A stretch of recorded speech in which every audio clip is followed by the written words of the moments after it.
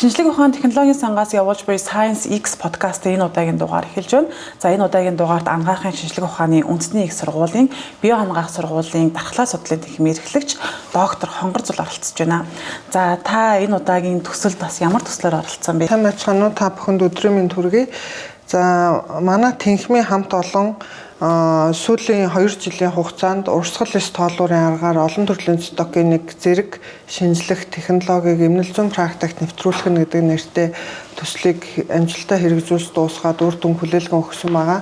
Тэгэхээр энэ төслийн судалгааны үндсэн зорилго нь болохоор одоо Монгол улсад дархлаа хяналтын шинжилгээг одоо нэвтрүүлэх, нутагшуулах хүрээнд хийгдсэн ийм судалгаа байгаа. Урсгал эс тоолуур гэхээр юу гэсэн үг? Урсгал эс тоолуур гэхээр энэ бол нөгөө шинжилгээний анализаторын нэр байгаа. За энийг flow cytometer гэдгээр нь хүмүүс мэддэг.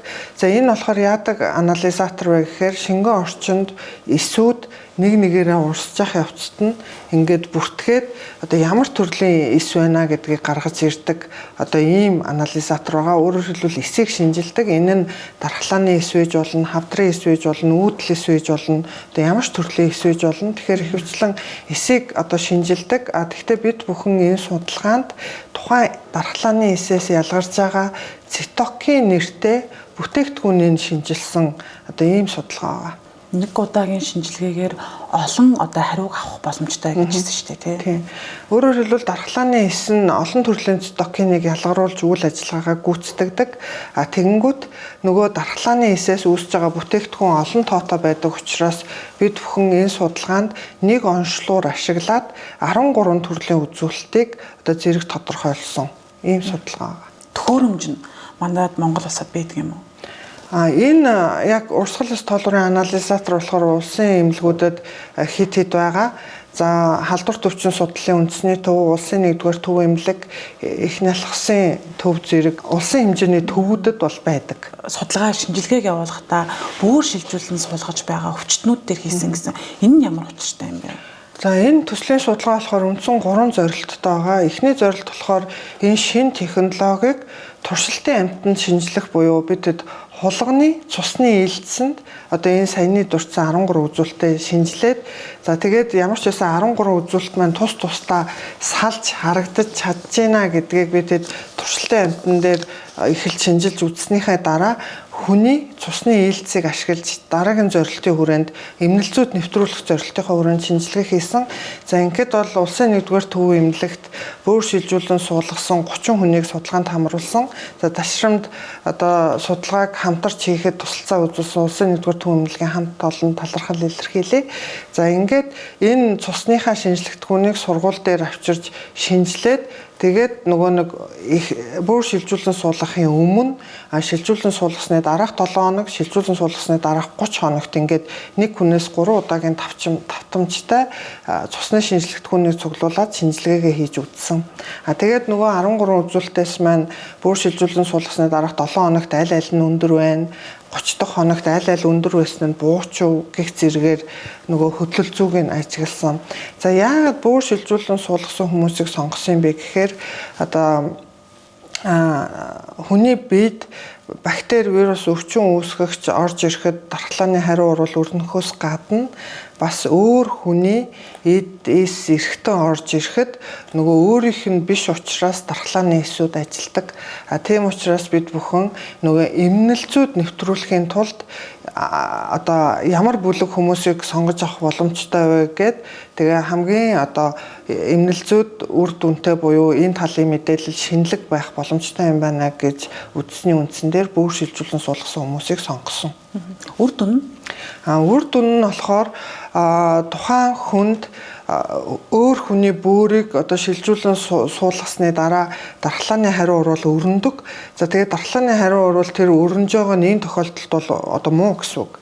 Яагаад тэгэхээр тухайн шилжүүлэн суулгасан бөөр тухайн хүнд одоо хэвийн үйл ажиллагаагаа гүйцэтгэх ёстой байдаг. Тэнгүүт нөгөө дархлааны эсүүд тэрийг нөгөө миний эдээс эргэтэн биш гэд хариу уруулаа өрнүүлээд байгаа учраас би муу гэж хэлж байгаа. Тэгэхээр энэ үед одоо ямар дархлааны эсийн бүтээгдэхүүнүүд их байдгийг тэр нь хизээ буураад тэгээд тухайн бүр хэвийн ажиллаж эхэлтiin бэ гэдгийг одоо прогноз хийсэн буюу урьдчилж таамагласан. За ингээд бол нөгөө 13 үзүүлэлтээс одоо зарим үзүүлэлт нь болохоор бөөрийн үйл ажиллагаа хизээ хэвийн болох юм бэ? Эсвэл нөгөө өрсөлийн маркерууд гэж хэлээд байгаа одоо нөгөө бөөр хэвийн ажиллахгүй байна гэдгийг илтгэхэд байгаа үзүүлэлтүүд нь ямар байх юм бэ гэдгийг тодорхой хэмжээнд урьдчилан илэрхийлж исэн. Одоо бол мэдээж үр дүнгээ үзүүлсэн байна. Тэгэхээр энэ төсөл цаашид ямар хэлбэрээр үргэлжилж явах юм? Энэ анализаторыг бол одоо манай сургуулийн хувьд бол яг судалгааны төвшөнд хавдрын эсийн шинжилгээ, дархлааны эсийн шинжилгээ, за бас үүдэл эсийн шинжилгээ гэх мэтчлэн одоо илүүтэй судалгаа талын шинжилгээнд ашиглаж байна. Тэгэхээр яг одоо судалгаанд бол болж байгаа учраас бид бүхэн бас цаашаага эмнэл зүйд одоо маш олон төрлийн дархлаа хямралт, эмгэгийн эмчилгээ онцлогоог хянах зорилгоор бас эмнэлзүүд ашиглах боломжтой л гэж харж байгаа. Та түрүүнд хэлсэн энэ хүү төхөөрөмж нь анагаахын шинжилгээ ухааны үндэсний их сургууль болон за нэгдүгээр эмнэлэг мөн их нэлхаст байгаа гэж хэлсэн. Тэгэхээр магадгүй үзэгчдийн хувьд яагаад энэ төхөөрөмж нь хизээ практик дээр ашиглагдсан юмыг судлаад байгаа юм бэ гэдэг асуулт гарч ирж магадгүй. За энд болохоор илүүтэй эмнэлэгт байгаа ижил төрлийн анализатор нь юу шинжилж байна гэхээр цусны хавдар, дархлааны эсийн тоо гэх мэтчлэн нөгөө цөөн чиглэлд яг эсийн өөрийн шинжилэхэд ашиглаж байгаа гэсэн үг. Одоо цусны өвчнүүд болон халдварт өвчний үед л ашиглаж байгаа. Энэ манай судалгаа юугаараа шинэлэг гэвэл нөгөө нэг онцлуур ашиглаад олон үзүүлэлтийг зэрэг шинжилснээрээ илүү ялгаатай буюу одоо ашигласан онцлуурын хувьд ялгаатаагаас гадна нөгөө эмнэл зүйн өөр бүлгээс сонгож авсан бүлэг маань бас харьцангуй шинэ. Яг анализаторын хувьд юугаар ялгаатай гэвэл илүү олон үзүүлэлтийн хариуг зэрэг гаргаж ирж гин гэдгээрээ арай одоо давуу талтай. Магадгүй нөгөө хүчтний цаг хугацааг хэмнэгч гэдэг юм уу? Энэ тал дээр одоо дэмтэй гэсэн үг. Тийм. Ер нь тийм ирээдүйд одоо маш олон янз байдаг ийм биологийн молекулуудыг аль нь их, аль нь бага байгаа гэдгийг яг нөгөө оноо шинжилэхэд айгүй хэцүү. Өөрөөр хэлбэл гепатитын Б вирус гэвэл бид нар Б вирусаа шинжилнэ, С вирус гэвэл С вирусаа шинжилнэ. Харин дархлааны эсийн бүтээгдэхүүн нь өөрөө маш олон янз байдаг учраас нөгөө олон юмыг зэрэг хайж шинжилэхэд бол илүүтэй тохиромжтой. Энэхүү судалгааг явуулахад ер нь хэдийн хугацаа зарцуулагдсан байна? Энэ судалгааг бол одоо яг цэвэр нөгөө 2 жилийн хугацаанд хийсэн. За эхний 3 зорилттойгээ би түрүүлсэн. Эхэндээ болохоор энэ хүү шинэ технологи буюу энэ олон үзүүлэлтийг зэрэг шинжилээд байгаагаа нөгөө яг салж ингэж бүгдийг яг нэг цаг хугацаанд шинжилж чадчихна уу гэдгээ туршилтын амьтанд буюу хулганд нөгөө нэг яг болж гин одоо болсон одоо бид бүхэн хүний одоо цусыг шинжилэхэд бэлэн болсон гэж үзсэн үедээ одоо нөгөө нэг шинжилгээгээ хийсэн учраас одоо төслийн гэрээ маань ч тийм үргэлжилсэн хугацааны хувьд ч гэсэн 2 жилийн хугацаанд хийсэн. За баярлалаа. Таны эрдэм шинжилгээнийх нь ажилд амжилт хүсье. За баярлалаа.